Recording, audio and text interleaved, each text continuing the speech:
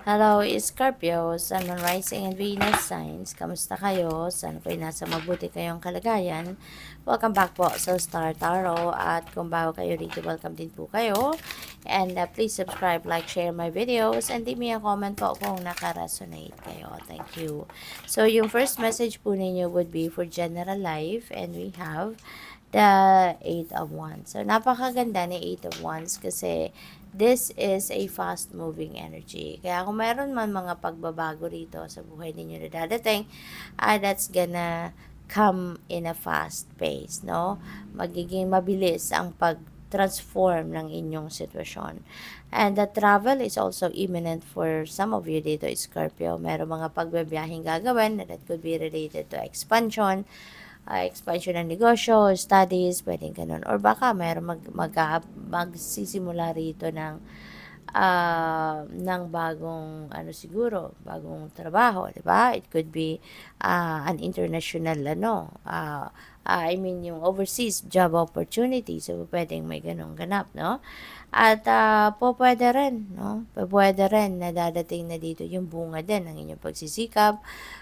Maaaring meron kayong mga pinagkakaabulahang applyan na trabaho, or siguro nag-aral kayo, nag-research kayo, yung mga ganon. And that is going to pay off ngayon kasi baka pwede magkaroon na talaga din naman ng offer sa inyo. Okay?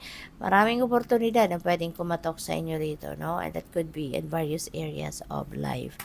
So, we have Four of Swords dito naman ito sa money, career, and finances, no? So, very evident ang iba sa inyo dito pagod, no? Pagod, nakahiga siya, at at the same time, parang nagmumuni-muni siya, nagre-reflect siya, no? So, this is what is being asked of you to do, Scorpio. Magpahinga ka. It's time for relaxation. It's time for rest. It's time for contemplation, no?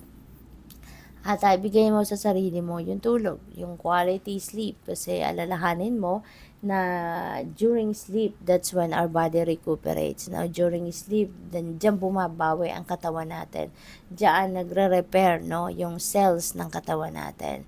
Kaya kailangan na ito yung gawin ninyo because maybe you are exhausted na physically, mentally, and emotionally. So, siguro pagod kayo, exhausted kayo. Kaya ibigay nyo na daw sa sarili ninyo na magpahinga. Okay? At tsaka, Scorpio, baka kailangan din ninyo rito na muni-muni, no? Maybe there are important decision making, no, na kailangan ninyong gawin. There could be an important decision making na kailangan ninyong i-address, no? Kaya kailangan ninyo muna na mag-step back sa kung anong pinagkakabisihan at magpahinga muna kayo, okay? So, sa inyong third card naman, this is Five of Swords, no? Baliktarin ko kasi hindi ako nagre-read ng reversals, no, during ganitong setup. So, sa relationship niyo, you have Five of Swords, no? So, baka may conflict, no? Baka may hindi kayo pagkakaintindihan, hindi kayo on the same page with your person sa ngayon, no? Baka nagkaroon kayo ng disagreement, nagkaroon kayo ng diskusyon, baka nagkaroon kayo rito ng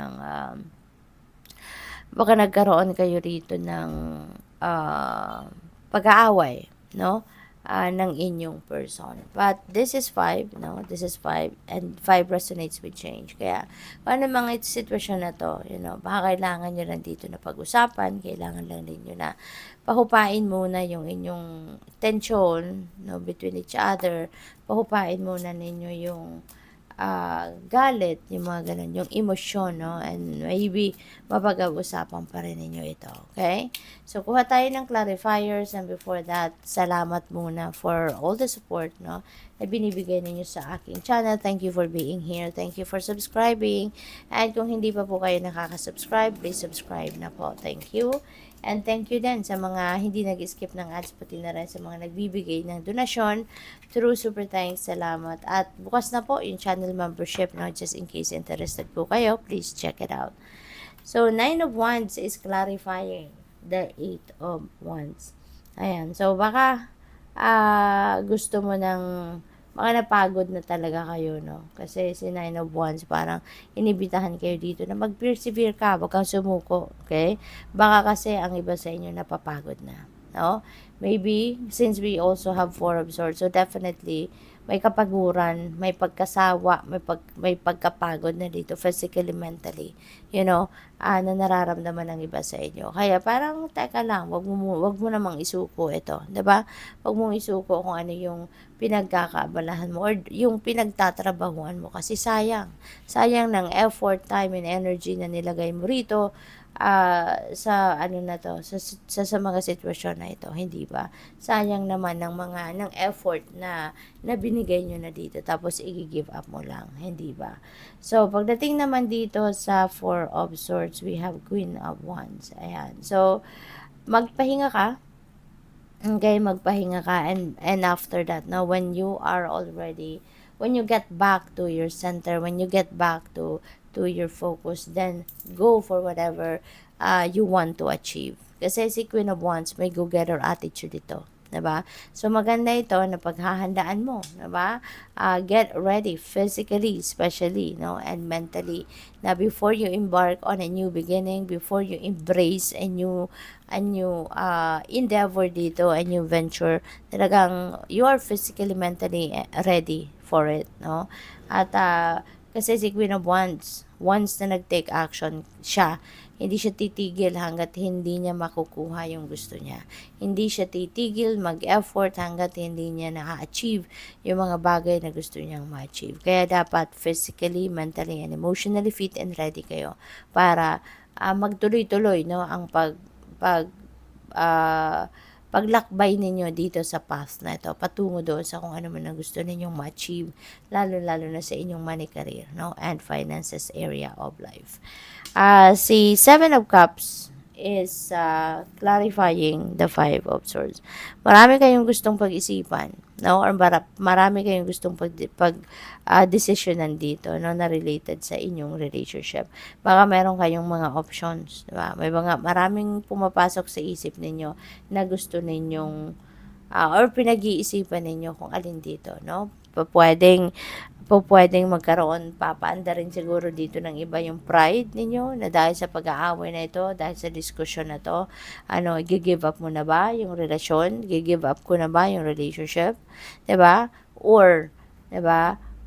Bibigyan ko ba ng bagong pagkakataon siya? Hihingi ba ako ng tawad sa kanya? Yung mga ganun ba? So, maaring marami kayong naiisip dito. Kaya, pag-isipan ninyong mabuti. Okay? Pahupain mo muna yung inyong emosyon at ang tension between the two of you bago kayo mag-desisyon. Okay? Do not make a decision while your emotions are high. Kasi, kapag galit tayo, hindi tayo makakapag-isip ng mabuti. Hindi tayo magkakaroon ng magandang direksyon sa pag-iisip natin. Kaya, do not make any decision, ano? Do not make any decision kapag galit pa kayo. Okay? So, yun. Kasi parang maraming naiisip siguro ang iba sa inyo. Maraming naiisip na gusto ninyong mangyari sa ngayon, sa inyong relationship. Pero kung galit pa kayo, nako, wag muna kayong magdedesisyon. Okay? Kasi pagsisisihan mo yan. So, final message ninyo, we have pure intention. Find clarity, surrender your ego. Ayan, find clarity. Hanapin mo muna, no, ang kalinawan sa inyong isipan. Okay? Kaya pahupain mo muna ang nararamdaman ninyong tensyon. Pahupain mo muna ang nararamdaman ninyong galit bago ninyo pag-isipan kung ano ang mabuti ninyong gawin, bago ninyo pag-isipan kung anong desisyon ang gagawin ninyo sa inyong sitwasyon sa ngayon, lalo-lalo na nanggagaling kayo sa away, nanggagaling kayo sa diskusyon. Okay? Good luck. Thank you for watching. Love and light. Namaste.